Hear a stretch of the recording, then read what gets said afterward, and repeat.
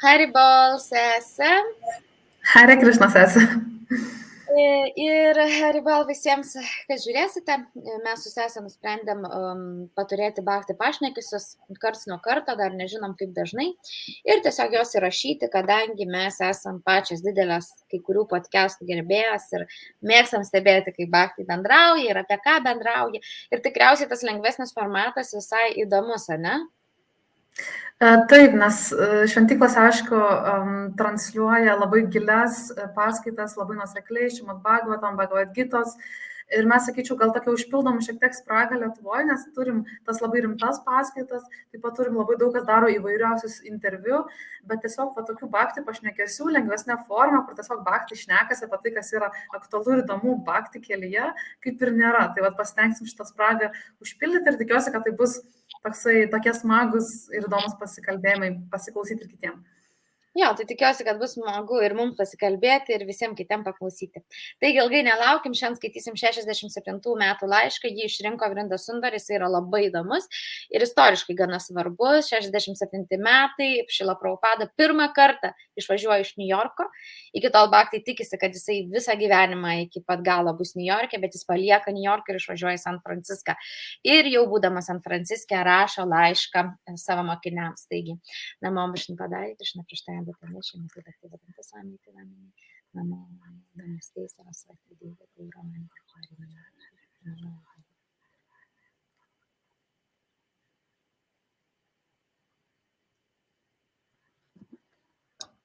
Taigi laiškelį skaitysiu anglų kalba, tačiau komentaruose yra lietuviškas vertimas, jisai neprofesionaliai išverstas, bet jisai yra išverstas, tai jūs galite tiesiog susistabdyti video ir jį paskaityti, kad suprastumėte apie ką. My dear Brahmananda, Hayagriva, Kirtananda, Satsvarupa, Gargamuni, Achitananda, Jadurani. Please accept my greetings and blessings of Guru Gauranga Giridhari Gadarvika. You have already got the news of our safe arrival and good reception by the devotees here. Mr. Alan Ginsberg and about 50 or 60 others received us on the airport. And when I arrived in my apartment, there were some press reporters also who took note of my mission. 2-3 papers like the Examiner and the Chronicle, etc., have already published the report. One of the reports is sent herewith. Please find. I wish that 1,000 copies of this report may be offset, printed at once, and 100 copies of the same may be sent here as soon as possible. I understand that you are feeling my absence. Krishna will give you strength. Physical presence is immaterial. Presence of the transcendental sound received from the spiritual master should be the guidance of life. That will make our spiritual life successful. If you feel very strongly about my absence, you may place my picture on my sitting place, and this will be source of inspiration for you. I'm very much anxious to hear about the final decision of the house. I wish to open the house by the 1st of March 1967. An arrangement may be done dexterously in this connection. I have not as yet received the tapes for the dictaphone, and I have sent you tapes yesterday. Please offer my blessings to Shriman Neil. Shriman Rayarama is cooking well and distributing prasadam to the devotees, numbering sometimes 70. It is very encouraging, and I think this center will be a very nice branch without delay. Everything is prospective. Hope you are all well and awaiting your yearly reply. Your affectionately, A.C. Bhaktivedanta Swami. Tai sesė, su kuo tau šitas laiškas asocijuojasi, ką tu čia dabar prisimeni, kaip tau čia? Šiaip tai nesu ekspertė visos Iskono istorijos, bet labai pasisekė, kad šiuo metu kaip tik skaitau šios Prabhupados Lilamrito 3 dalį. Aha. Tai kadangi skaitau 3 dalį, tai va turiu tokį advantage, žinai, prieš tave. Taip. Kadangi kaip tik šiuo metu va ir skaitau, kaip Šrila Prabhupada išvažiavo į San Franciską. Tai va, tai... Nu, tai tu papasakok apie tą dalį. Jo, tai man tas įstrigo gal, kad Bhakti labai jaudinosi prieš Šrilai Prabhupadai išvažiuojant, nes kaip ir tu minėjai, jie kaip ir visą laiką galvoja, kad, nu, va čia tikriausiai New York'e jie ten įsikurs ir jie tarnaus ir va viskas taip ir bus. Bet Šrilas Prabhupadas, jisai turėjo platesnę viziją, kaip viskas turėtų dėliotis. Verta paminėti, kad tuo metu, kai Šrila Prabhupada išvažiavo į San Franciską, oficialiai jau ISKCON'as kaip organizacija buvo jau įkurta. Jie turėjo jau patalpas, pasakyk New York'o kokio adresu, tu žinai, aš žinau. 26 Second Avenue, 26 ar 26 antroji Avenue, ten, kaip lietuviškai verčiasi tiksliai, bet 26 Second Avenue. Taip, tai jie jau buvo įsikūrę to adresu. Irgi įdomu paminėti, kad buvo nuomos kaina $400 už patalpas ir dar $150 kainavo apartamentai viršuje Šrilos Prabhupados kambarys. Ir iš pradžių buvo Šrila Prabhupada, nežinojo, kaip reikės surinkti iš vis tos $400 vien už tą nuomą, bet Brahmananda, kuriam ir šitas laiškas vienam iš adresatų, Brahmananda ir Gargamunis, jie yra broliai. Ir jie gyveno labai netoli tos šventyklos. Na, tuo metu centriuko, galim tai pavadinti. Ir atsitiko taip, kad jų tome butelėje atsirado labai daug tarakonų ir tų kaip blakių, man atrodo, kažkokių žodžių vabalų. Ir jie tiesiog visiškai nebegalėjo gyventi. Jo, tos lovoje, kur gyvena. Ir jie taip, jiems tiesiog buvo, kaip ir Gargamunis pasakas, mes buvom priversti išsikraustyti iš ten. Ir aišku, kadangi jie jau lankėsi pas Šrilą Prabhupadą, buvo labai natūralu jiems įsikraustyti tiesiog į tą, vadinamą, storefront, tiesiog tame pirmam aukšte tų patalpų. Jie tiesiog ten įsikrausti gyventi. Ir kas dar juokinga, kad jie ten įsikraustė, ten nebebuvo tų visų tarakonų, tačiau ten buvo žiurkių. Ir kartais miegodavo jie ant grindų tose patalpose ir jausdavo naktį, kaip ant pilvo stovi žiurkė su savo labai tokiam šaltom letenėlėm. Čia 26 Second Avenue, toj meškas. Taip, pačioj pradžioj. Eina savo. Gerai, šitą tai nežinojau. Man tai labai šitas laiškas iš karto nukelia irgi tą nūdieną, ką aš dabar skaitau, nes aš skaitau, tai Šrila Prabhupadas Maranam, aš jau Happy People puslapį rodžiau šitą knygą, tai labai labai verta dėmesio, nes labai įdomus pats formatas knygos, niekada nėra tekę skaityti knygą per nuotraukas, žinai. Tai irgi ten vienoj vietoj ir Satsvarupadas Gosvami Maharadžu čia yra knyga. Ir Satsvarupa, jisai, reiškiasi, čia rašo apie tą irgi momentą, kai Šrila Prabhupada išvažiavo ir ta prasme buvo koks šokas atsidavusiems, nes jie tikrai nesitikėjo, kad jie tiesiog išsigando labiausiai. Satsvarupadas Gosvamis Maharadžas, jisai rašė, kad, sako, aš labiausiai bijau to, kad ten Prabhupadai patiks labiau negu New York ir jis liks ten. Ir pas mus jisai nebegrįš. Ir mes tiesiog liksim palikti. Ir ta prasme labai išgyveno atsidavę. Ir kitas dalykas, ta vieta apie 1000 kopijų, tai irgi rašė knygoje, kad tiesiog jie padarė 1100 kopijų vieno iš straipsnio, kurį atsiuntė Šrila Prabhupada su šitu laišku, kurį mes perskaitėm. 1000 kopijų pasiliko New Yorko Matchless Gift vietoj šitoj, sakykime, pačioj pirmoj toj būstiniai. Ir jie dalindavo žmonėms ateinantiems. Ir dalindavo todėl, kad tai buvo mažas įrodymas tuometiniai visuomeniai, kad tai kažkas yra rimto ir žinai, kad tai kažkas, kažkas vyksta. Jau laikraščiai rašo, tai jau reiškia rimta. Jo, nes jeigu laikraščiai rašo, žmonės pradeda kažkaip gerbti truputį. Tai dėl to jie dalindavo New York'e, o 100 kopijų, kaip ir prašė Prabhupada, jie ir išsiuntė į San Franciską. Tai važinai, tai jo, tai toks įdomus. Šitas laiškas, kur dabar skaitėm, aš matau, kad jis irgi adresuotas ir Satsvarupai. Jo, nes ten yra patys pirmieji išvardinti mokiniai. Ir dar aš noriu pabaigti dėl tos nuomos, nepabaigiau. Tai žodžiu, kai atsikraustė Brahmananda Prabhu ir Gargamunis į tas patalpas. Čia broliai, tuomet- Abrahamą, Jo, jie yra taip. broliai. Kaip mes sesės, jie broliai, kraujo. Tai jo kraujo broliai, vat kaip ir mes kraujo sesės iš tos pačios šeimos. Tai tuo metu Brahmananda Prabhu jisai turėjo pilno etato darbą, jisai buvo mokytojas krikščioniškoje mokykloje. Ir jo atlyginimas kaip tik buvo $400. Tai jisai tiesiog visą savo, jisai eidavo į darbą ir jis dar dirbo 2 metus prisijungęs iš tikrųjų prie judėjimo. Jisai eidavo į darbą ir tiesiog visą savo atlyginimą atiduodavo Šilai Prabhupadai ir tokiu būdu, sakė, pagaliau Šila Prabhupada nusiramino, kad štai mes galėsim tas patalpas tiesiog išsaugoti, nebereikės jaudintis kiekvieną mėnesį, iš kur gauti tuos $400. Geras. O Satsvarupo knygoje apie pinigus irgi buvo toks momentas, irgi ten minėjusi, kad buvo toks momentas, kai Prabhupada tiesiog gyveno ant išgyvenimo ribos. Ta prasme, jis turėjo tiek, kiek jam suneždavo tuometiniai jo pasiekėjai hipiai, kurie buvo bedarbiai. Nes dauguma jų buvo bedarbiai. Bet vienas, tai yra Satsvarupa Maharadžas, jisai dirbo.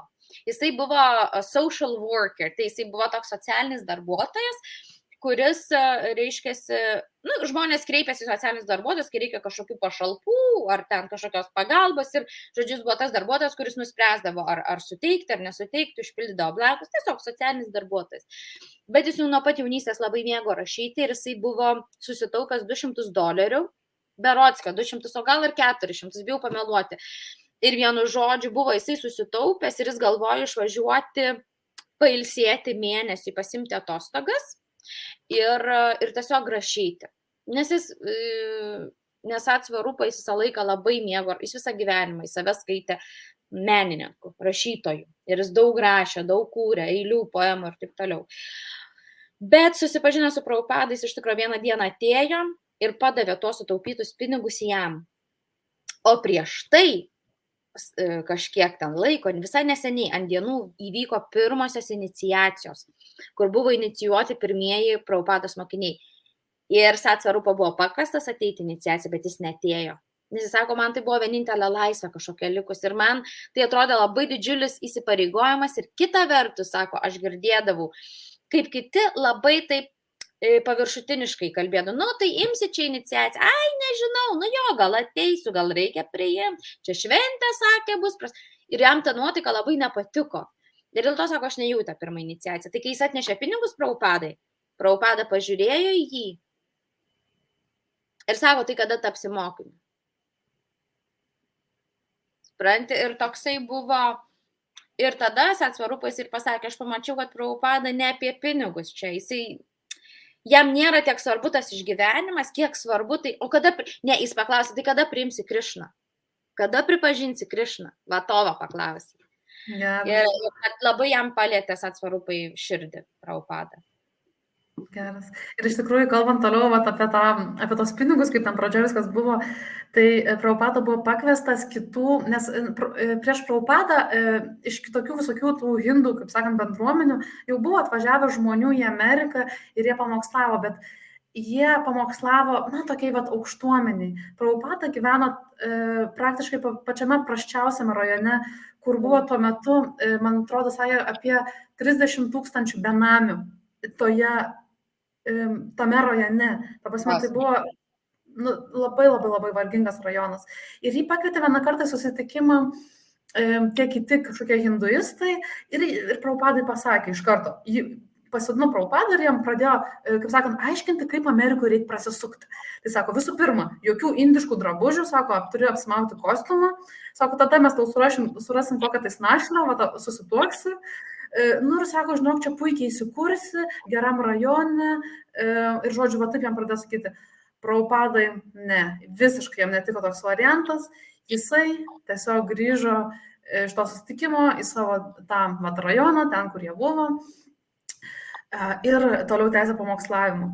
Ir kadangi jau buvo organizacija ką tik įkurta, jiems reikėjo kažkokio tas iždininko, tai buvo paskirtas Gargamunis Prabhu, kurį paskui visi pravardžiavo, ne Gargamunis, bet Gargamanis, kadangi jisai tą visą buhalteriją tvarkė. Jo, ir čia man dar tam laiške iš tikrųjų užstrigo dar vienas dalykas apie tą Prabhupados nuotrauką, kad sako, pasidėkit mano nuotraukytę, jeigu Aš manęs atsimenu, pasiimsit. būtų ant Vėsasanos, ar ne, jam liepia pasidėti. Jo, Nu, tai ar tos čia vietos, kur nebuvo Vėsasanos, bet ten, kur jis sėdėdavo, ne? jo. Tai man taip atrodo, nežinau, vat gal tu sesę pasakysi, tai gal čia buvo tokia pradžia, va, tos tradicijos, kaip mes dabar turim tas smurtą, ar ne, šventyklose? Kaip tau atrodo? Ne, jau seniau yra prasidėjusios smurti visos, jau prieš tai Mhm. turėdavo. Bet čia Irgi. tikriausiai mokiniam buvo toksai pirmas tas Jo, tai mokiniam buvo pirmas mokymas, jo ką daryti, nurodymas, kai nėra mokytojo šalia. jo, kad turi nuotrauka būti. Tai tuo Mhm. metu Vėsasanos nebuvo, kaip dabar visose šventyklose yra, nes ten paprastai sakė, sėdėdavo ant tokių 2 pagalvėlių, tai turbūt ant tų 2 pagalvėlių jam ir pasidėjo iš tikrųjų nuotraukytą. Ir laikė. Ir aš žinau, sesė, kad tu buvai netgi 2 kartus Niujorke toj vietoje, ar ne, Matchless Gift.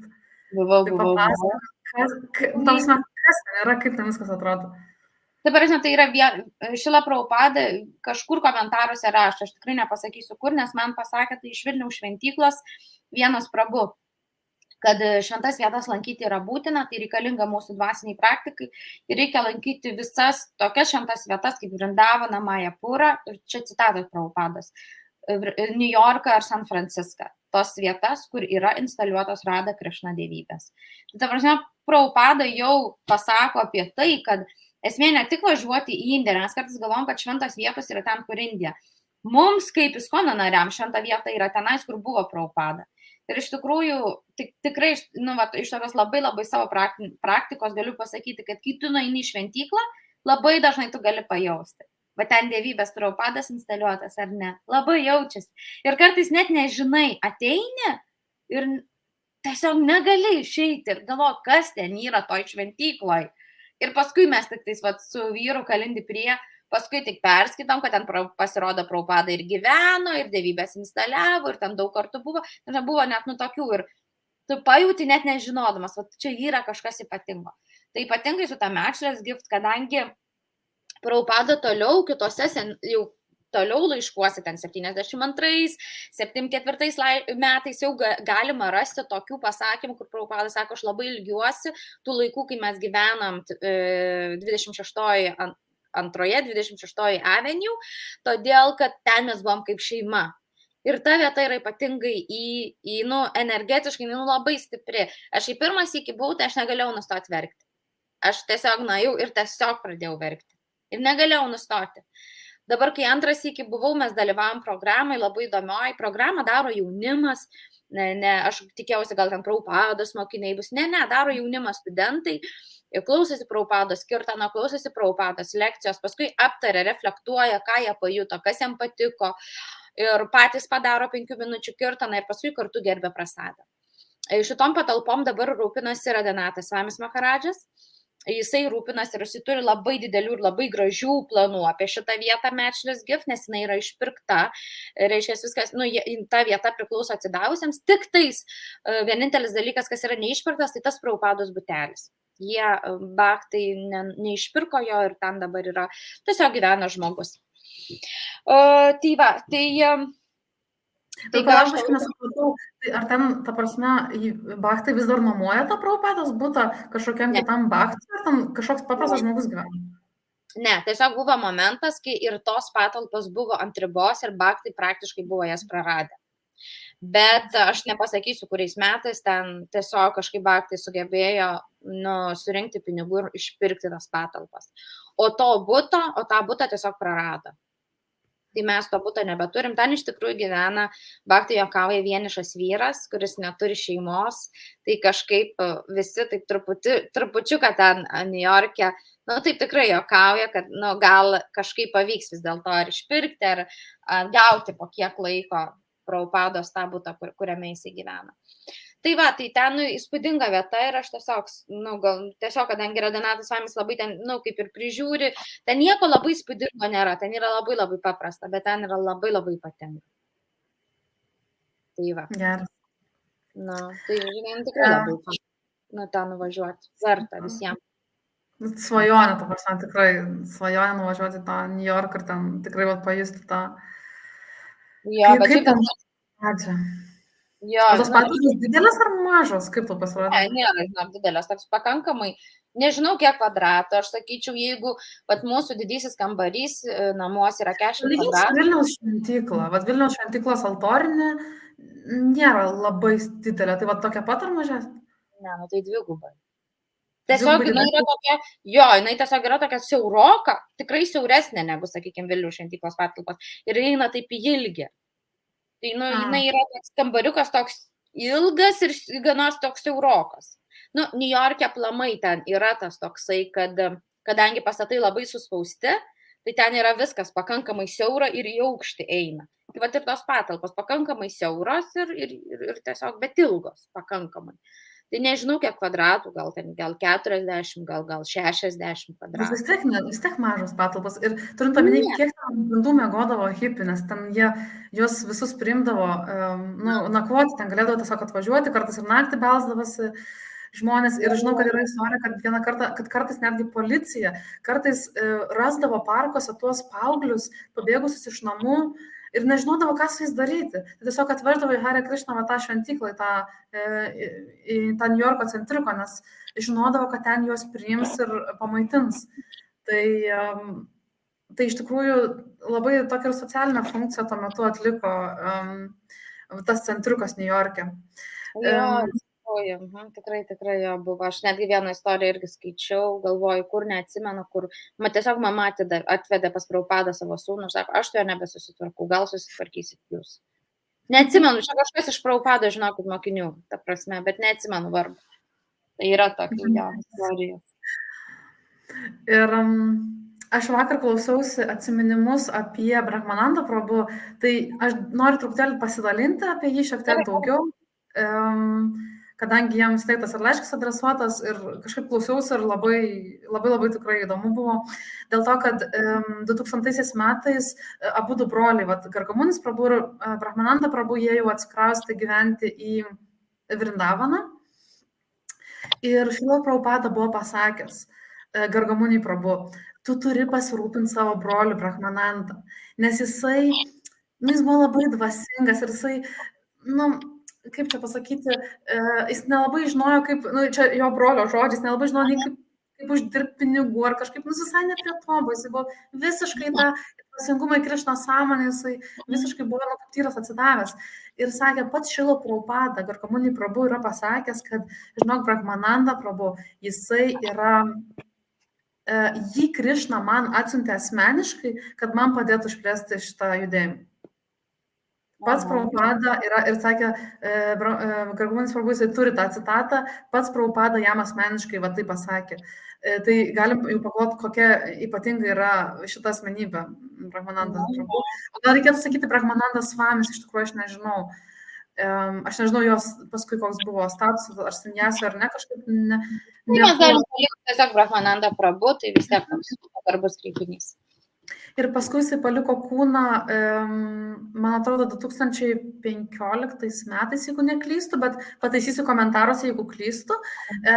Ir jis paliko kūną Vrindavane. Žodžiu, buvo jau viskas organizuota, kad jį jau veš į Delį, į kažkokią ligoninę ir viską. Jis labai nenorėjo palikti Vrindavaną, labai nenorėjo. Ir jisai tiesiog vieną dieną, niekas net nesitikėjo. Tiesiog jisai savo apartamentuose susmuko ir viskas. Staigiai paliko kūną Vrindavane. Ir paskui Džapataka Maharadžas, kai rašė laišką jau Bhaktam apie šitą kūno palikimą of Brahmanandos Prabhu, rašė, kad iš tikrųjų vis dar vyksta Šrilos Prabhupados žaidimai. Dėl to, kad Brahmananda Prabhu irgi buvo tas, kuris atvažiavo pasimti Šrilos Prabhupados iš ligoninės ir parvežti Šrilą Prabhupadą atgal į centriuką. Nes Šrila Prabhupada nemėgdavo būti ilgai tose ligoninėse. Tai va, taip gavosi, kad nereikėjo važiuoti į ligoninę Brahmanandai Prabhu, jisai tiesiog savo susmuko Vrindavaną, savo apartamentuose. O apie brolį, tu žinai, ką nors Gargamunį? Jo, tai brolis, jis vis dar yra, gyvena Vrindavane. Tarp kitko, labai verta Gargamunę Prabhu sekti Facebooką, jis kiekvieną dieną, 3 kartus per dieną praktiškai dalinasi. Tai aš jau dabar iš karto veduosi. O kaip vadinasi Facebook'e? Jis taip ir, man atrodo, vadinasi Gargamunį. Gargamunį Das, matau. Gargamonidas, taip. Ir jisai kiekvieną dieną dalinasi vis dar visokiam citatom, prisiminimais, nuotraukom, visokiam nematytom šios Prabhupados. Tai labai įdomu sekti vis dar šitą brolį Facebook'e. O Brahmananda Prabhu jau iškeliavęs, tai yra irgi YouTube 4 dalių atsiminimai apie Brahmananda Prabhu. Labai labai verta paklausyti. Ir tokie gal keli juokingi ar tokie įdomesni niuansai iš tų prisiminimų apie Brahmananda Prabhu yra, kad... Taip atrodo, ne? Taip. Geras. Jo, jis šiuo metu taip atrodo. Gyvena Vrindavan. Kad Brahmananda buvo atsakingas pačioj pradžioj už Šrilos Prabhupados knygų leidybą. Na, ką reiškia pačioj pradžioj, tai ta prasme, iš pradžių buvo Bhagavad Gitos rankraštis, kurį Šrila Prabhupada norėjo išleisti. Ir Brahmananda Prabhu su kitais siuntinėjo įvairiausiams leidėjams, visi atmesdavo šitą rankraštį. Tada kas įvyko, jie turėjo pasidarę kažkokį įrašą, man atrodo, buvo Kirtanas, ar ne, gal tu žinai, kurį paleido per radiją. tą įrašą, kažkokią, man atrodo, ten Kirtanas. Aš istorijos vietos nežinau, iš tikrųjų tai pasakoju. Ir, ta prasme, tiems radio hostam, ar kaip čia pavadinti, tai patiko kažkaip tas įrašas, kad tą įrašą vieną Kirtano jie leido 6 valandas per kažkokią tą New Yorko, galbūt vietinę radiją. Ir jie pradėjo plūsti, sakė, iš viso pasaulio laiškai, žmonės pradėjo sakyti, hei, gal galėtumėt mums atsiųsti tą audio, tiesiog, kad turėtų, nes tuomet nebuvo interneto, ir tiesiog visi žmonės prašė. Ir atėjo vienas laiškas su vienos didžiausių pasaulio leidyklų Macmillan logotipu. Ir su leidyklos logotipu. Bet tą laišką parašė paprastas jaunesnysis buhalteris iš tos leidyklos. Bet Prabhupada sakė, ne, sako, šitam nesiųsk įrašo, nueik asmeniškai į Macmillan leidyklą ir susiras tą buhalterį ir asmeniškai jam įteik šitą įrašą. Ir Brahmananda buvo įpareigotas tai padaryti. Ir jisai nuėjo į tą leidyklą, susirado buhalterį, ten viskas tvarkoj, ir tada jisai ten sutiko vieną vyriausiąjį leidėją Macmillan leidyklos, kuris sakė, kad aš kaip tik, sako, žinokit, mes tiek ilgai ieškom dabar, mes labai norim išleisti Bhagavad Gitą. Ir sako, mes turim, yra paraštas rankraštis ir negalėtų, sako, tas leidėjas patikėti, kad, wow, jūs jau turit rankraštį, sako, tučto jau, atsiųskite man šitą rankraštį. Ir nedelsiant buvo išleista pirmoji Bhagavad Gita su Šrilos Prabhupados komentarais vakaruose. Tai Šrila Prabhupada žinojo, kad tai bus. Jis nebereikalo sakė Brahmanandai Prabhu eiti ir tiesiog į tą nunešti tą įrašą. Ir tada Macmillan leidykla kartojo tiražą 13 kartų. Sakė, tai buvo pati geriausiai perkama iš visos orientalistinės literatūros knyga. Jie kartojo tiražą. Taip. Jie kartoja tiražą 13 kartų ir po to jau buvo įvykdytas susitarimas, kad visgi visos copyrighto, visos teisės priklauso ISKCONui ir paskui jau ISKCONas pats leido ir spausdino tas knygas. Įdomus niuansas yra apie tą spausdinimą, nes iš tikrųjų mes būnant Amerikoje, viešiem svečiuose pas vieną Prabhupados mokinį ir jisai mums davė paklausyti tokį asmeninį video įrašą, kaip Rameshvara Prabhu, kuris yra taip pat vienas pirmųjų Prabhupados atsidavusių. Nuo šiam 7, šiam 8 metų negaliu pasakyti. Ir jisai būtent pasako apie spausdinimą. Tai aš negirdėjau, žinai, apie tą dalį, kad kažkada buvo spausdinta leidyklų, bet jis būtent pasako apie dalį, kaip 3 atsidavę ir jis mini vardus, išėjo mokytis spausdinimo. Reiškia, kad išmoktų, kokios mašinos turi būti, kaip jos veikia, kurias nusipirkti. Ta prasme, išėjo 3 atsidavę dirbti į spausdinimo kažkokias ten įmonės vien tam, kad patys išmoktų šito reiškia samanto, kad patys galėtų spausdinti. Nes jie, man atrodo, Back to Godhead, jie turėjo savo kažkokią printerį, jie spausdindavo, ten nedėliais tiražais, bet spausdindavo. Tai Brahmananda Prabhu buvo atsakingas už pirmas tas 3 svarbiausias išleistas knygas, tai pirma Bhagavad Gita, tada antroji buvo Viešpatės Čitanijos mokymas ir trečioji Krišnos knyga. Aš nežinau eiliškumu, bet Bhagavad Gita, aišku, pirmoji. Ir dar paskutinė tokia trumpa istorija, kas buvo įdomu su Krišnos knyga. Čia, aišku, daug vėliau, bet Krišnos knygą finansavo Džordžas Harrisonas. Ir dažnai ta istorija, kaip tam buvo. Yra parašyta Harrisono tekstukas. Ir tu žinai tą istoriją, kai Baktai iš tikrųjų labai nenorėjo prašyti Džordžo Harrisono tų pinigų šitai knygas leidybai, nes suprantat, visi eina pas garsenybės prašyti pinigų. Ir nenorėjo Baktai, kad galvotų, kad nu va čia, va, eilinė vėl organizacija ir va dabar čia su manim draugavo dėl to, kad paprašyti pinigų. Ir tas Baktas, kuris prašė, aš pat neatsimenu, kuris Baktas prašė asmeniškai Džordžo Harrisono tų pinigų, bet sakė, jisai vat atėjo ir jisai taip sėdėjo ir jisai labai nejaukiai jautėsi, bet jisai vis tiek, Prabhupada pasakė, tai jisai turėjo paprašytų pinigų. Ir iš karto matė, kaip persimainė tiesiog Džordžo Harrisono veidas, bet tada staiga trenkė žaibas į namą. Ir elektra visur dingo to name. Ir Džordžas Harrisonas jis buvo labai dvasingas vyrukas ir jisai suprato, kad čia yra ženklas. Kad čia yra ženklas, kad tai nėra paprasta eilinė organizacija. Ir paskui jisai atsiuntė į Ameriką čekį. Čekį išspausinti tai knygai. Nepasakysiu sumos, bet Brahmananda Prabhu buvo nusiustas Prabhupados to čekio paimti. Ir kai atėjo paimti to čekio, pamatė, kad trūksta 1 nulio. Nes jie žinojo, kokia turi būti suma. Ir vietoj, man atrodo, tiesiog trūko 1 nulio, nes ten buvo kažkoks šiek tiek korumpuotas administratorius, ten dirbo toj rekord įmoniai.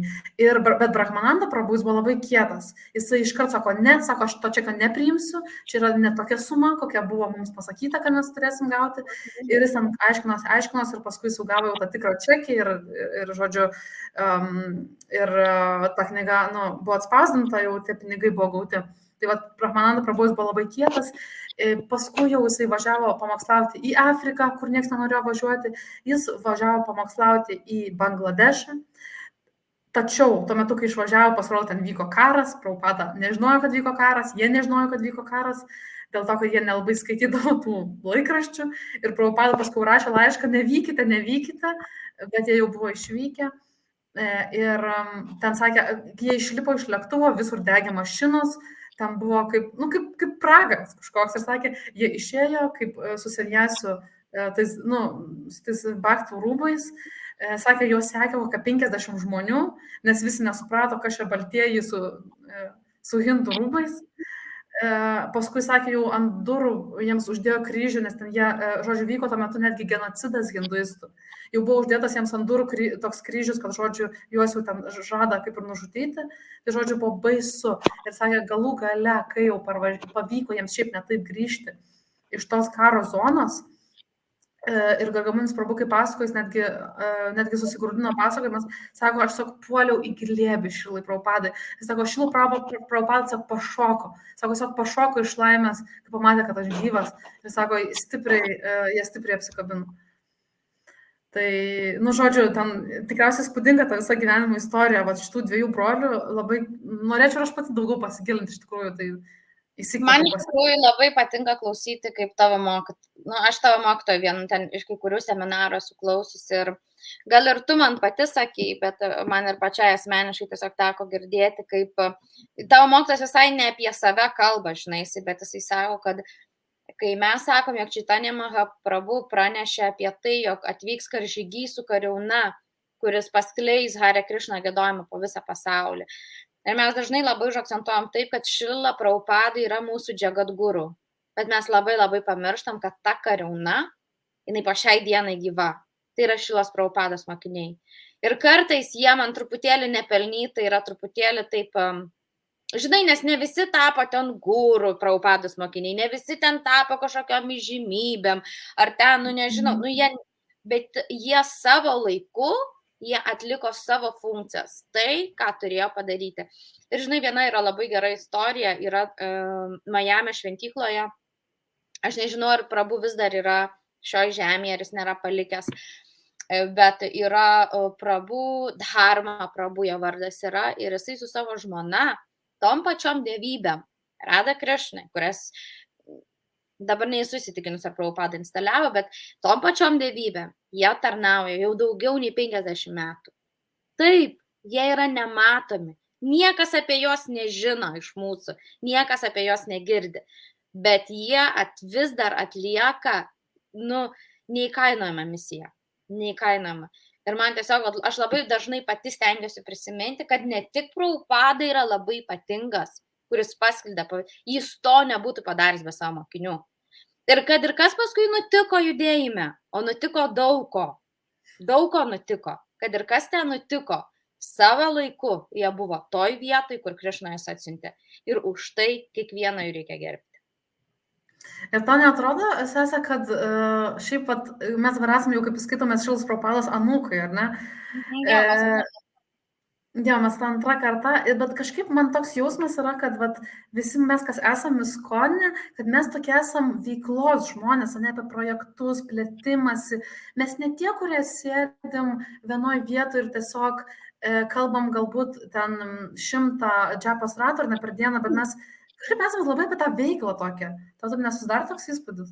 Nu jo, iš tikrųjų, aš tai manau, kad Iskonas po šiai dienai, aš negaliu, aišku, lyginti ten, žinai, krikščionių judėjimą ar musulmonų, nes aš nežinau jų, bet aš esu skaičiusi straipsnių iš GBC Comberods ar GBC.org, tas puslapis yra, kad pagal porcijų skaičių uždalinama tam tikrose vietose pasaulyje, kur yra paskaičiuota, kad vis dėlto Hare Krishna judėjimo mes pirmaujame. Tiek, kiek maisto daliname, tiek, kiek labdaros suteikiame. Ta prasme, jo, mes nesam sėdintis. Taip, mes gal nesam tie šventieji, kurie sėdi, bet matai, čia perdavė Prabhupada tą nuotaiką. Prabhupada niekada ir nesakė, kad mes turim sėdėti, kartuot po 64 ratus, ten prie kundos ir, žinai, ir bandyti išsivaduoti. Ne. Jisai sakė, kad mes turim paskleisti tą Hare Krishna. Ir iš tikrųjų pats Prabhupada, kai jis gyveno Vrindavane, irgi jisai pats netgi mėgdavo pasiginčyti su babadžiais ir sakydavo jiems, o ką jūs darote dėl Krišnos? Jūs čia vaikštot po Vrindavaną, save reklamuojat, ieškot pasekėjų, o ką jūs daro dėl Krišnos? 6 Gosvamiai, jie parašė 100 knygų, mokytojas Šilas Prabhupadas, irgi pamokslavo, ten įkūrė tas 64 mantras, plėtė, norėjo, kad po visą pasaulį, norėjo iš tikrųjų tą viešpatės Šitanės misiją įgyvendinti, kad paskleisti po visą pasaulį. Tai mes, aš manau, kad mes ir važiuojam toliau ant šitos nuotaikos, labai tokios pamokslavimo ir tokios karžygiškos. Aišku, tas nereiškia, kad čia kažką blogo daro tie kiti, kurie turi kitokią nuotaiką. Ne, bet jo, kas įdomu, kad man atrodo, tam nuotaika prieš Šilas Prabhupadas kažkaip labai perstato iš kartos į kartą. Ir mes, manau, irgi turim tokią nuotaiką, kad daryti, organizuoti tos, kaip ir Lietuvoje matom, didelius renginius, festivalius, projektai eina ir po visą pasaulį. Ta nuotaika toliau tęsiasi, tokio labai aktyvaus ir kviečiančio plėstis pamokslavimo. Tai yra labai tokia unikali nuotaika, kuri yra tikrai skirtinga nuo tų kitų nuotaikų. Ir aš manau, kad tie žmonės, kurie yra Iskonė, jiems tiesiog ta nuotaika yra labai tokia irgi primtina ir juos kviečianti jų širdį.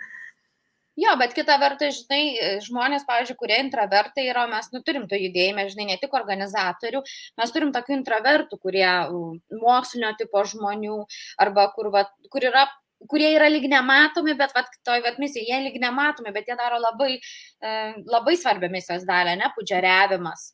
Labai retai ten mes jau žinom tuos pudžiarius, retai, kada jie skaito paskaitas, mes jų nepamatysim ant ekranų dar kažkur, bet jie kokį darbą atlieka, žinot, arba vertėjai, sakykime, tie, kas verčia mūsų lietuviškas knygas, mes Aš net nežinau, kas verčia iš tikrųjų. Mes kaip tik su Kalindi prie Prabu buvom pakviesti,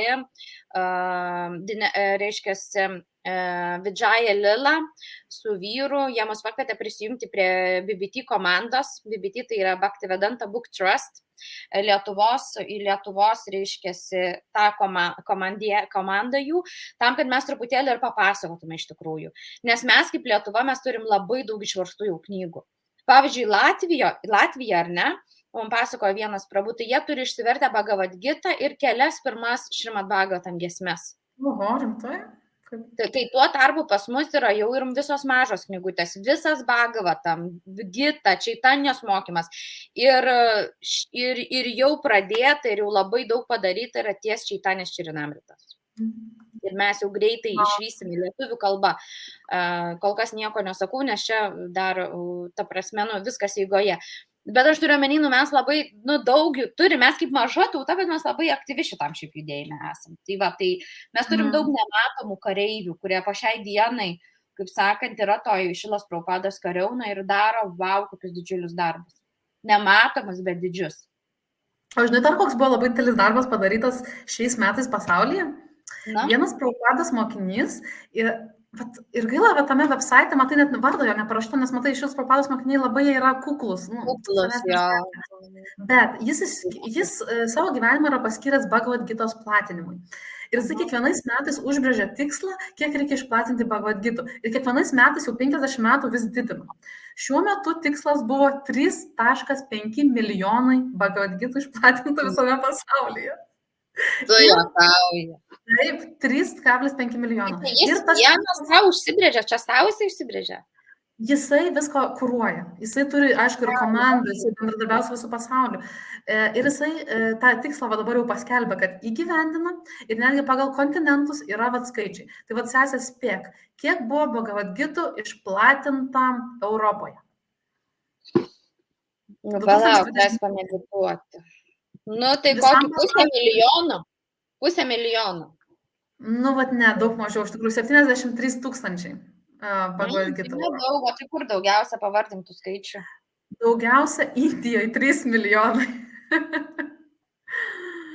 Jo, 3 milijonai Indijoje, paskui 18 tūkstančių Australijoje, paskui Far East, tai čia tolimieji rytai. Azijoje 85 tūkstančiai, Naujoji Zelandija 11 tūkstančių, Pietų Amerika 3800, Afrika 18 tūkstančių, Europa, kaip minėjau, 73 tūkstančiai, Kanada 23 tūkstančiai. Europa neblogai. Nu, ta prasme, ir Amerika 190 tūkstančių Amerika. Wow, tai kitais metais vėl didins. Aš galėsiu irgi šitą website įdėti į komentarus ir galima paaukoti, jeigu pats nenori platinti, galima paaukoti iš to jo fondą, kad kiti išplatintų, nes yra komandos, kas tą daro.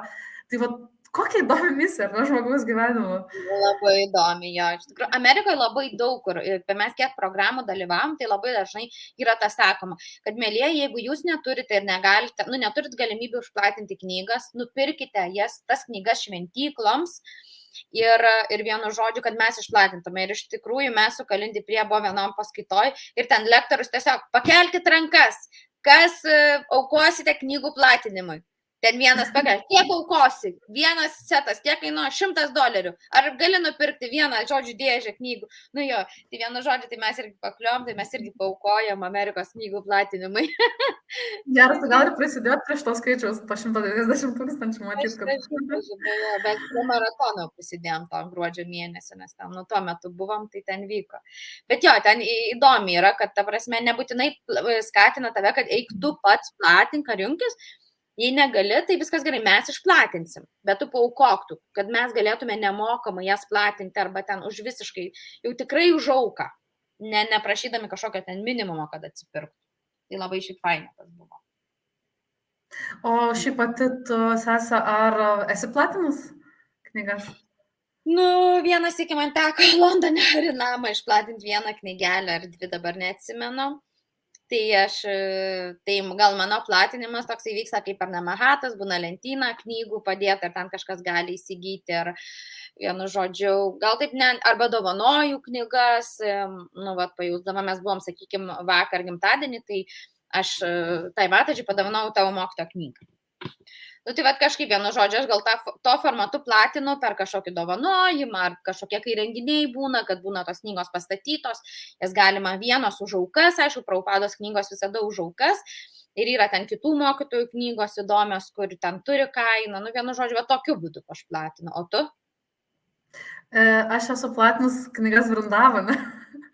Tada, kai buvau Indija, jo, ir kažkaip ten buvo, žinot, ten, kur stovi tas staliukas, ten Matažiai visą laiką, ten vyksta tas pastovus platinimas. Aš mes jau 44 minutės bendram, tai mums minutė liko. Jo, tai tiesiog greitai. Ir baigiam. Jo, tai tiesiog ten padėjau vieną vakarą paplatinti tas knygutes ir man labai patiko, iš tikrųjų labai patiko. Galbūt kažkada reikės prieš tas, tiesiog pabandyti tą tarnystę atlikti daugiau ir čia Lietuvoje, Europoje. Nu, fainai. Nu, nežinau, kaip tau, man labai patiko su tavim pakalbėti, labai ačiū, kad mes susiskambinam, aš tikiuosi, kad mes vėl galėsim susiskambinti ir pasidalinti šitais video, tai vienu žodžiu, ačiū tau už laiką, tikrai kažkaip smagiai pakalbėjom ir manau, tegul aš palinkėsiu mums, kad tai taptų mūsų sadina, vis kars nuo karto susiskambinti ir tiesiog pakalbėti va tą tokį, žinai, dvasiniam temam. Tai manau, kad mums tai labai, ne tik, kad kitiems kažkas, kas klausys, bet mums pačiom tai labai padės. Jo, nu, aš tai įsikvėpiau, tai Hare Krishna sesė, labai tikrai buvo smagu pabendrauti ir susitiksim kitą kartą tada. Gerai, visiems Hare Bal, ate sesė, Hare Krishna. Hare Krishna.